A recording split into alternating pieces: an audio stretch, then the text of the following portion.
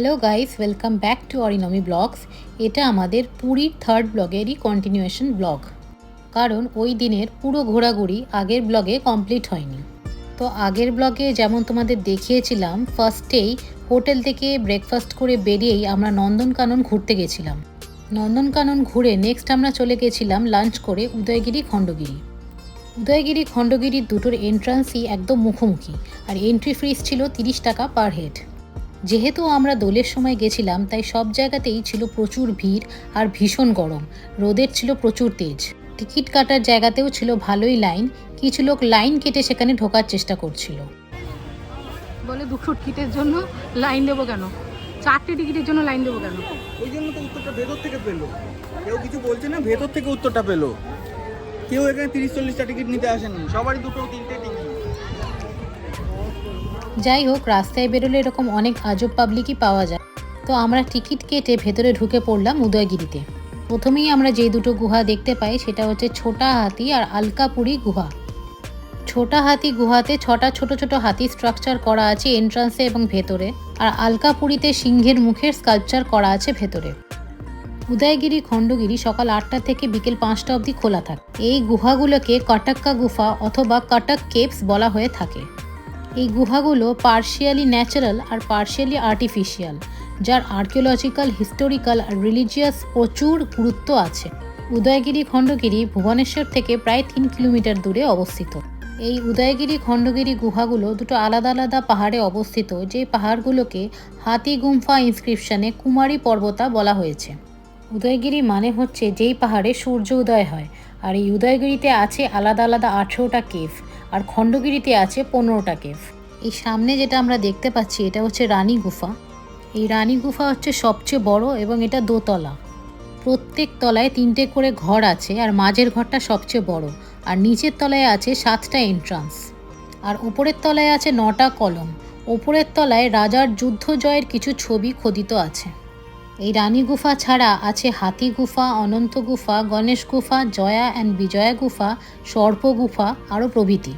হাতি গুফা cave number 14 আর Ganesh গুফা cave number 10, এই দুটো বেশি ফেমাস এদের হিস্টোরিক্যাল ইম্পর্ট্যান্ট স্কাল্পচারের জন্য। আর্কিওলজিক্যাল সার্ভে অফ ইন্ডিয়া এটিকে মাস্ট সি ইন্ডিয়ান হেরিটেজ হিসাবে ঘোষণা করেছে। এই উদয়গিরি খণ্ডগিরির কেভগুলো 1st সেঞ্চুরি বিসিইতে তৈরি করা হয়েছে। এই কেভগুলো মূলত জৈন মঙ্কসদের থাকার জায়গা হিসাবে তৈরি করা হয়েছিল রাজা কারবেলার শাসনকালে। এই গুহাগুলো মূলত পাথর দিয়ে তৈরি। বিভিন্ন পাথর কেটে কেটে এই গুহাগুলোকে তৈরি করা হয়েছে। এই গুহাগুলোর এন্ট্রান্স এবং ভেতরে পাথর কেটে বিভিন্ন রকমের স্কাল্পচার তৈরি করা আছে, যেগুলো তখনকার দিনের জীবনকালকে দর্শন করছে। এই ছিল পাহাড়ের ওপর থেকে নিচের ভিউ।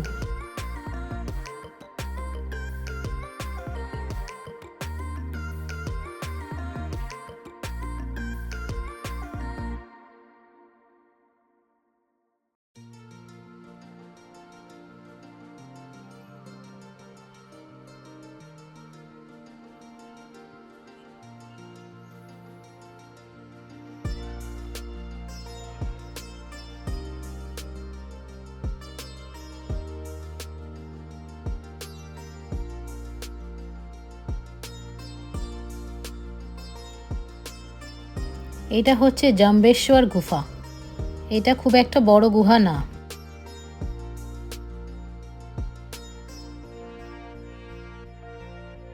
উদয়গিরি পর্বতের ওপর থেকে খণ্ডগিরিতে অবস্থিত দিগম্বর জৈন টেম্পলও দেখা যায়। এটা হচ্ছে দিগম্বর জৈন টেম্পল।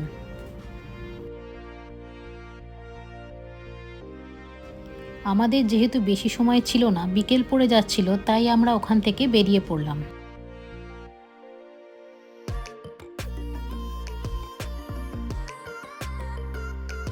এই হচ্ছে এন্ট্রান্স এবং এক্সিট গেট।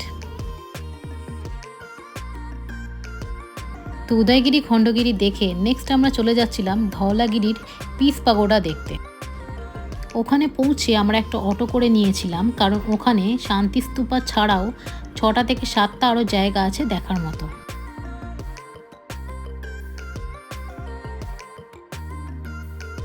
অটো করে প্রথমেই আমরা পৌঁছে গেছিলাম অশোকান রক এডিক্টে। এখানে 33টা আলাদা আলাদা ইনস্ক্রিপশন প্রিজার্ভ করা হয়েছে, যেগুলো পাথরে খোদাই করা আছে। প্রত্যেকটা ইনস্ক্রিপশনের ধর্ম মানে ভালো বা সঠিক পথে চলার উপদেশ দেওয়া আছে। এই ধলি হিলসে কলিঙ্গ যুদ্ধ হয়েছিল কলিঙ্গ সাম্রাজ্য এবং মৌর্য সাম্রাজ্যের মধ্যে 262 বিসিতে। অশোকান ইনস্ক্রিপশনে কার্ভ করা একটা পাথর আর্কিওলজিক্যাল সার্ভে অফ ইন্ডিয়া এই ধলি হিলসে প্রিজার্ভ করে রেখেছে ট্যুরিস্টের জন্য।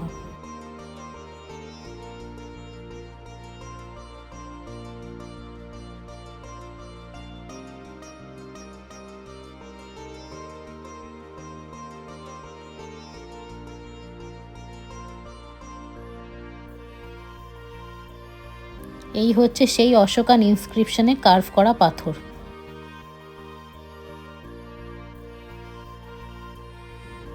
নেক্সট আমরা দেখতে পেলাম ধলি হিলসের অশোকা পিলার।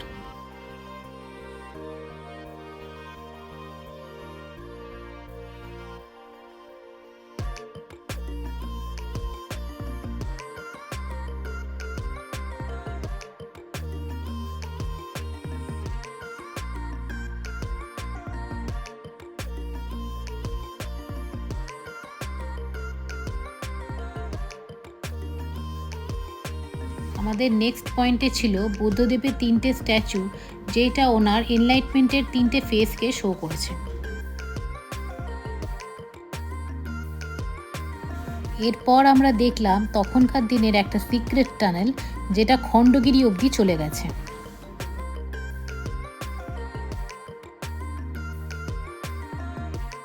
এই ছিল ধলি হিলসের ওপর থেকে নিচের চারপাশের ভিউ। এরপর আমরা দেখতে গেলাম ধাওয়ালেশ্বর টেম্পল আর শান্তি স্তূপা।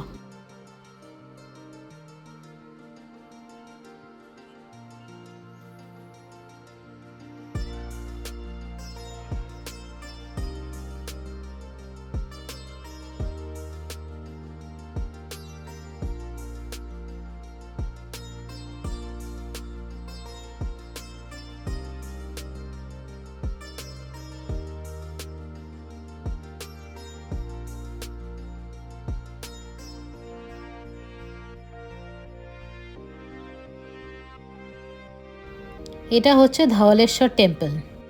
মন্দির না দেখে আমরা প্রথমেই চলে গেলাম শান্তি স্তূপা দেখতে, কারণ শান্তি স্তূপা খুব তাড়াতাড়ি বন্ধ হয়ে যাবে।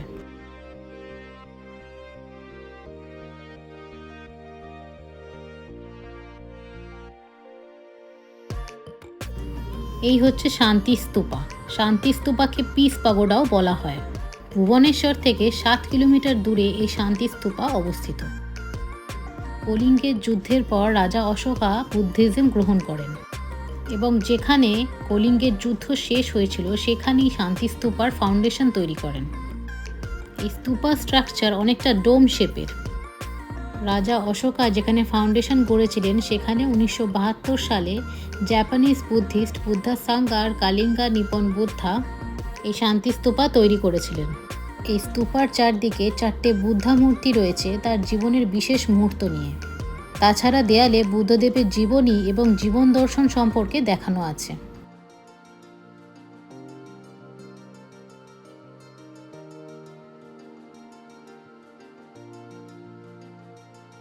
এখানে এনভায়রনমেন্ট খুবই পিসফুল। তাছাড়া এখান থেকে দায়া রিভার, যেখানে কলিঙ্গের যুদ্ধ হয়েছিল, সেখানের পুরো ক্লিয়ার ভিউ দেখা যায়।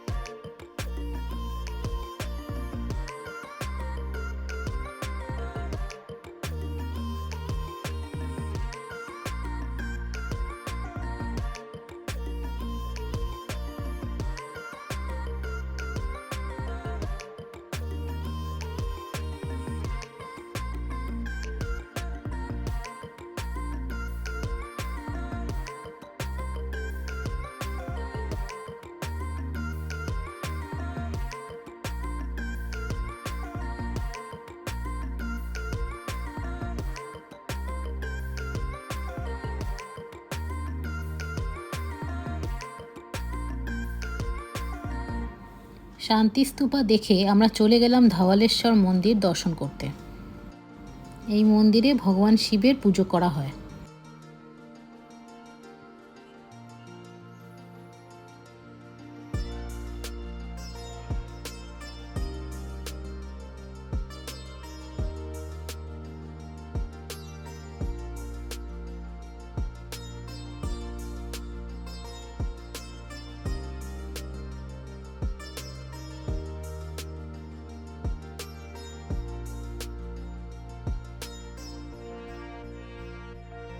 তো সব কিছু দেখতে আমাদের সন্ধে হয়ে গেছিল, তাই আমরা বেরিয়ে পড়লাম আবার হোটেল ফেরার পথে।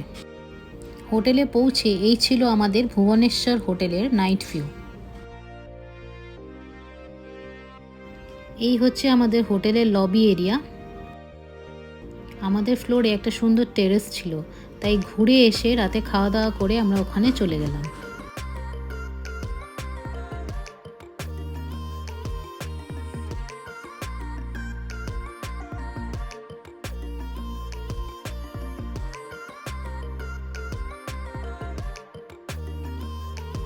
টেরেসটা ছিল খুবই সুন্দর। রাতে খাওয়া দাওয়ার পর এরকম একটা টেরেসে বসে থাকলে আর কিছু লাগে না।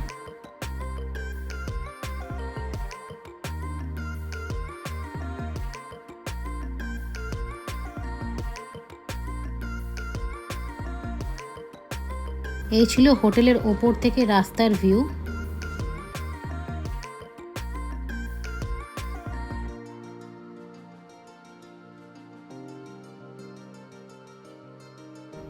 সামনেই ছিল একদম মেন রোড। তো আজকের ব্লগ এইটুকুই। আশা করছি তোমাদের ব্লগটা ভালো লেগেছে। যদি ভালো লাগে তো অবশ্যই লাইক, শেয়ার আর সাবস্ক্রাইব করতে ভুলো না।